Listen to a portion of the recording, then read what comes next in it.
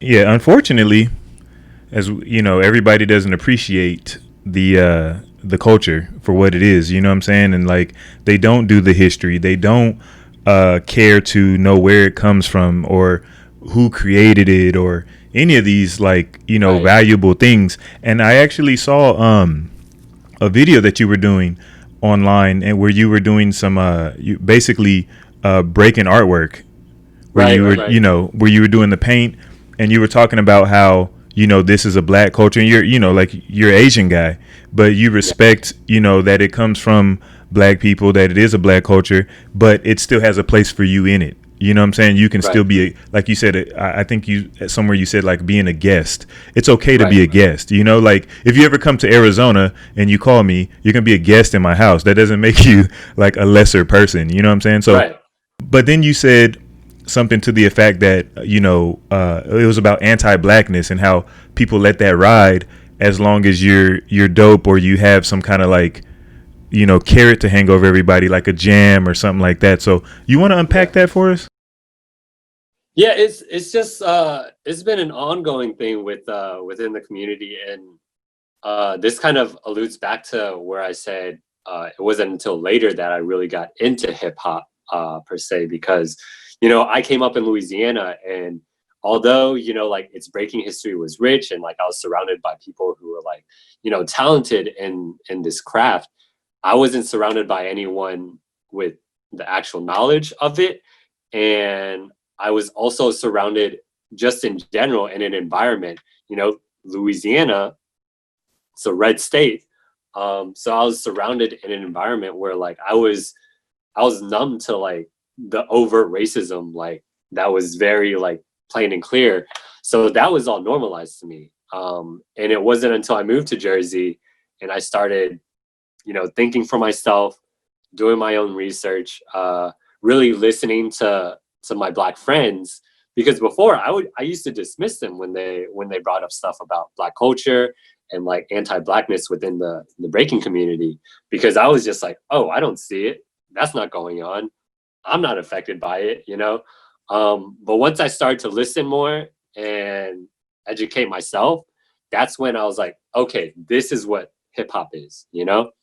Um, so from that point on, it was just one of those things where like I was seeing myself and others, where they're just, lack of a better word, just ignorant on it all. And another big thing, especially from the Asian community, is like we're almost taught growing up to like kind of have a very apathetic mindset towards people. Like you're taught to like worry about you and your own, and that's it. Right. You're not taught to worry about others. So like that's another reason why like it's so prevalent within the Asian community, which, if we're being real, consists like of a large amount of the breaking community as is. Yeah. So that's kind of where the whole like that's status that you're talking about was just me like just seeing it over and over the years of like within breaking there's this unfortunate uh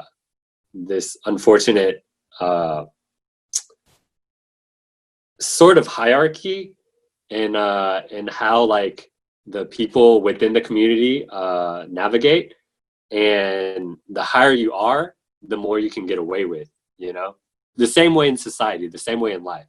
So with these people, um it's unfortunate because like there are a lot of people in these higher positions that display anti-blackness, that are almost openly racist Wow. to certain extents. And it's just upsetting to see like people who are on your side, who are advocating for like unity and equality and all that good stuff, and then they see these people in the community and they'll say some shit, they'll be upset by it, but then the next day they win a jam, or they're doing a workshop, or they're doing your favorite jam, and all of a sudden it doesn't matter anymore. And Mm. it's just Yeah. one of those things where it's like we have to do better at holding people within our community accountable, the same way we hold people outside of the community accountable for how they you know their actions and their words towards all of these issues going on in the world. And I know you seem to be a stand-up guy as far as the females' rights are concerned as well. Like that seems to be something that's very important to you, rightfully so. Like, how do you feel? Like, you hear about jams, right? And they're invite only, but for some reason there'll be a higher prize for the guys and a lesser prize for the girls, and they'll use the excuse, well, there's less girls, but that kind of doesn't play into the picture when you invited the girls, right? Or you hear cases of females just up and leaving scenes because of some things that they've experienced.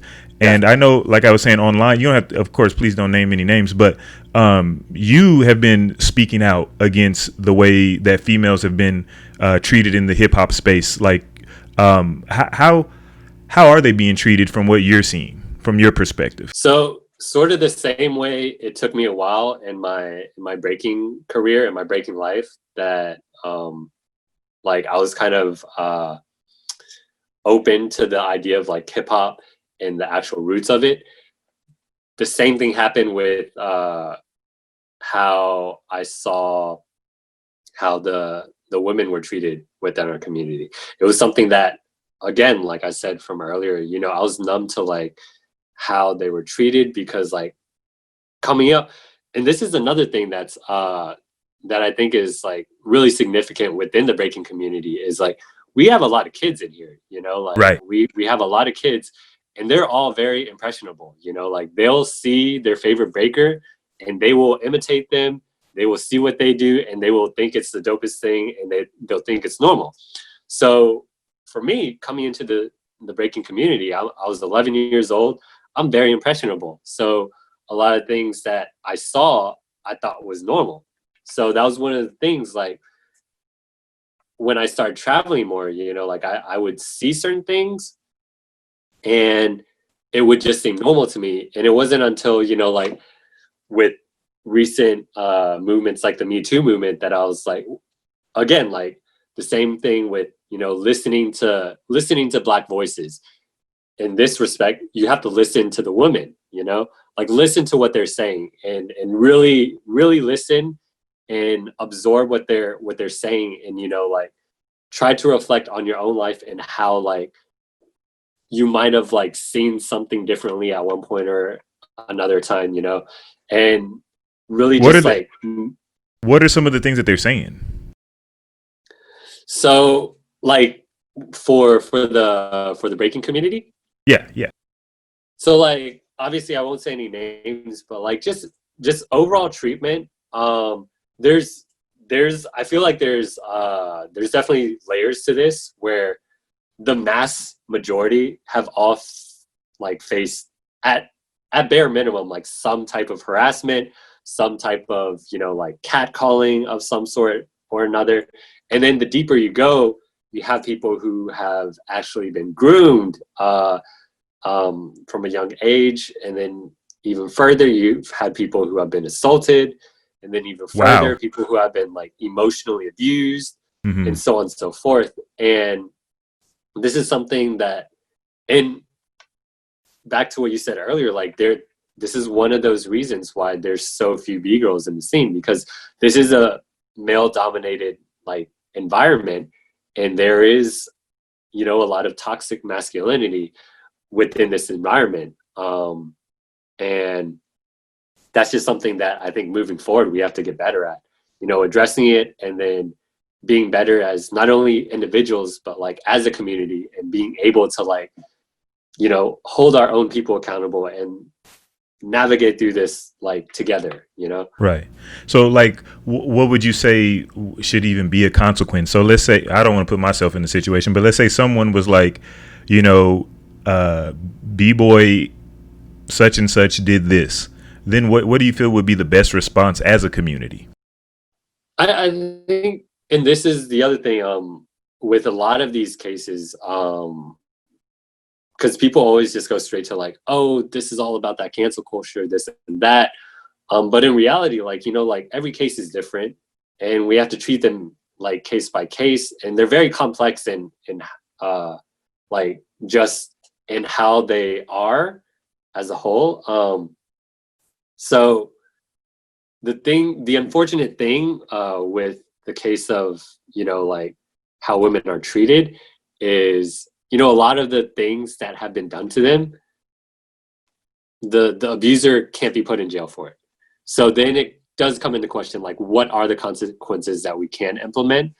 And I think depending on like how severe it is, that's how the consequence should be. So last year there was a popper that was like called out by the community, and it blew up. He was a sexual predator. He was sliding into like young girls' DMs. Whoa. And when everyone caught noise of this and saw the receipts, the community was like mad quick and like just blackballing him. Like all the studios he taught at, he was fired. He wasn't teaching at studios and he wasn't teaching gigs anymore.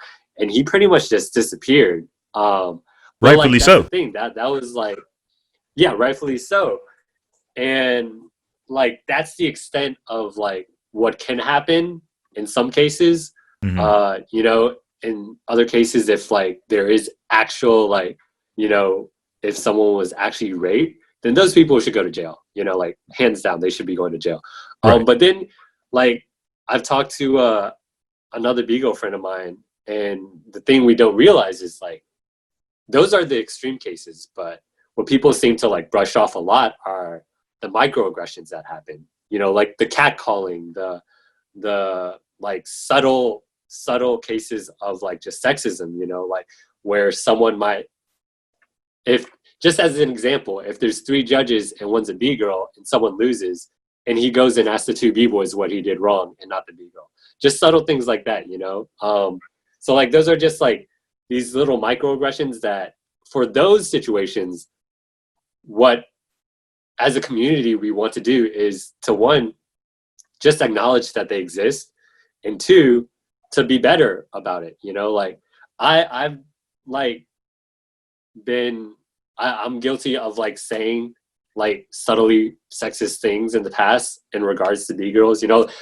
There's the very obvious one of like, oh, she just won because she's a girl. You didn't pull that one out, did you, Rock? Hey, like I said, back in the day, right? I didn't know. I didn't know too much. I was a naive, ignorant little b-boy. But yeah, that's just like people think this is like an overnight thing, but this is something that's going to take time. This is like, as individuals, we have to work on it ourselves, and then we can branch out into our own circles, into our crews, into our families, and then our own scene. And then beyond that, that's how it extends into the community as a whole. It starts with working on yourself, and then it extends into the community. So it's just something that's going to take over time. And that's kind of why I'm so vocal about it, because, like people get complacent sometimes. People are like, okay, for example, it's the popper guy. Like after he was like outed from the scene, people were silent again. And then it's like, y'all, it's still a problem, It's like, no, we got rid of the problem. He's gone now.